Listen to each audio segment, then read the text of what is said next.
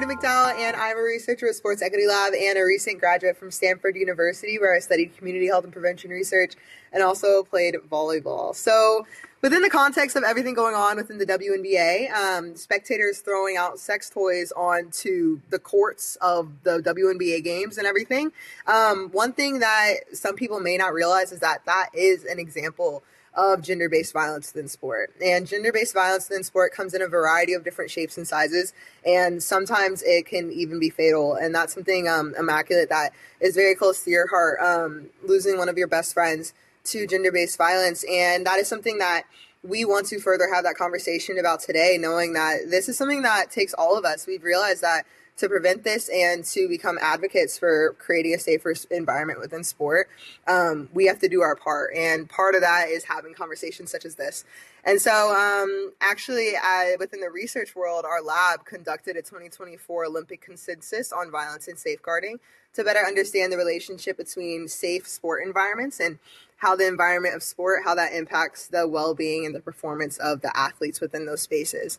And there are three aspects specifically within that research that we focused on within the environment: the spectator behavior, media, and economic factors. And that's exactly what I want to talk with you today about, Immaculate, and also just further understanding who you are and how your relationship was with Rebecca before. But before we even have that conversation, Immaculate, I'd love to have you introduce yourself, because your narrative and your experience is very vital to this conversation. And I'd love for us to all better understand who you are and where you fall in this story. So please introduce yourself. I'm Immaculate Chemutai from Uganda. I'm really so happy being part of this journey. And I would like to say that Rebecca Cheptegei was my friend. We've been together in the same career running for Uganda. We've participated several competitions together. The most recent one was World Mountain Race, which we went together in Vienna. Yes. Yeah. So what I can say about Rebecca, she was really like a sister to me. And since she passed, I've been together with the family all along, helping the family somehow to catch up, because like Rebecca was the only daughter. So since then, we've been together, and I'm really grateful from this program, which they want also to recall the memory of Rebecca. And I'm happy because you guys have made us part of the event. And hopefully everything will go on well on the 12th and 13th of October, 2025.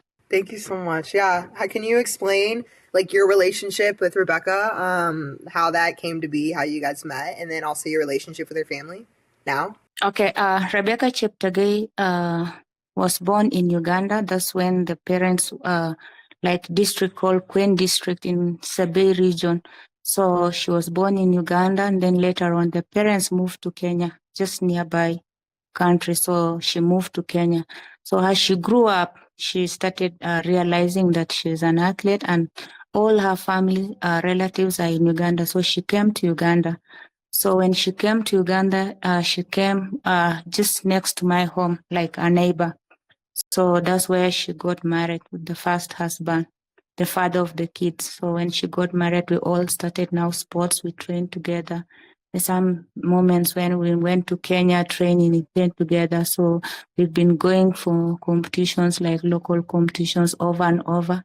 So she's been like a sister and a real friend since then. So we've been running together until now. When she got problem with the first marriage, she moved back to Kenya to where her parents are.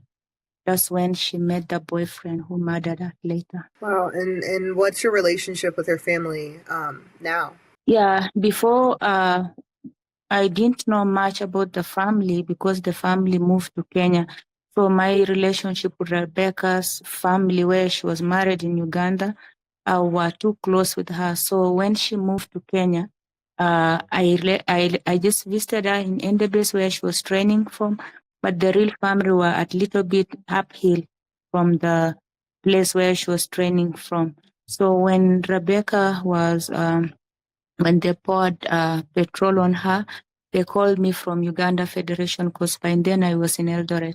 So when they called me, they told me Rebecca has been injured and they're transferring her from Kitale referral to Eldoret and there was no one to receive her. So when I rushed to the hospital, that's when I met the family, the father and the sister. That was the first time I met with the real family. So since then now I met the father, we stayed in the hospital until the last time when Rebecca died. Then we started now the preparation of the burial arrangement. Then we brought the body back to Uganda after the burial. Since then now, the family were just relying on me on everything, even when we transferred the kids from Kenyan school back to Uganda here.